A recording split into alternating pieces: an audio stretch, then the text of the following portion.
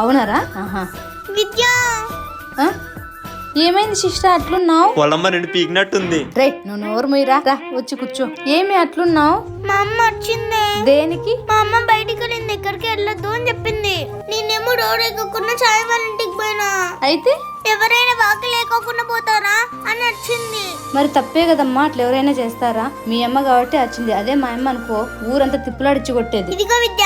బా ఏంది కవర్ ఎంత పీకినా రాలేదు. రే నువ్వు తినరా? ఆ, ఆ? అప్పుడే తినేసినావా? అయిపోయింది పా.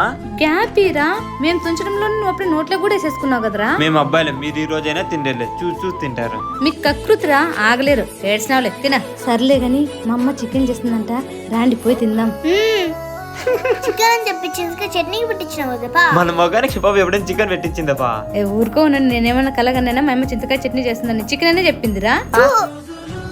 ఎప్పుడంతే మీ అమ్మ.